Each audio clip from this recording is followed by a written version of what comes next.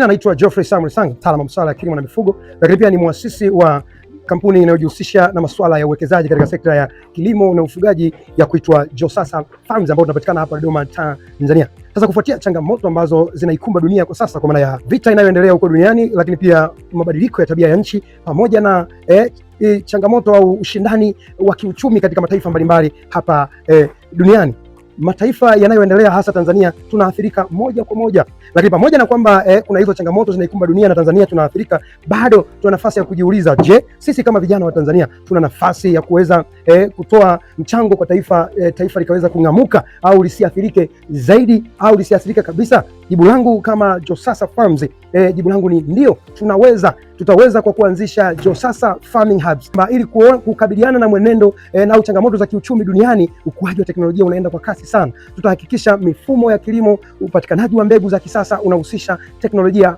moja kwa moja. Mfano, katika ufugaji wa ng'ombe wa maziwa kuna kitu tunaita embryo transfer pamoja na artificial insemination. Josasa Farms tutahakikisha kwamba hawa vijana ambao tunakuwa wamepata malezi yetu angalau ya wastani wa miezi 6 mpaka mwaka mmoja kwenye hizo hubs, kwenye hivyo vituo vyetu, tutahakikisha tunawapa mbegu bora za mifugo bila ili wa vijana wakaweze kutengeneza matokeo yenye tija. Shamba lenye wastani wa ng'ombe wa 4 mpaka 10 linaweza kuajiri permanent labor, inaweza kutoa ajira za kudumu kwa vijana wa 4 mpaka 5 na wakalipwa mshahara mzuri kabisa kupitia ufugaji wa ng'ombe wa maziwa. Lakini programu ya ufugaji wa ng'ombe wa maziwa, faida yake kubwa ni kwamba inaweza ikaratibiwa hata na kijana mmoja. Kwa hiyo hizi farming hubs tulizo nazo, tutahakikisha kwamba kijana anapomaliza anapohitimu aidha kozi fupi ya miezi 6 au mwaka mmoja, tutahakikisha Josasa Farming Hubs inatoa mbegu bora za mifugo, lakini pia na swala zima la mbegu za mazao. Wakati huo serikali ya Jamhuri ya Muungano wa Tanzania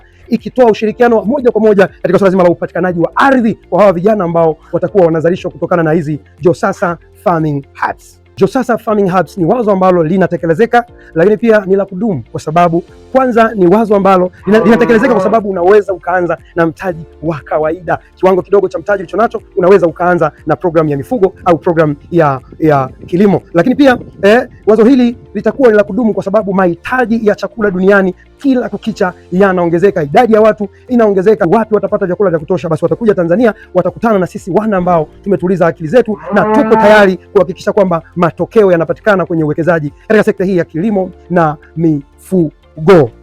Wana tunafikiri taifa linasonga. Josasa Farms tunasema pesa ipo shambani.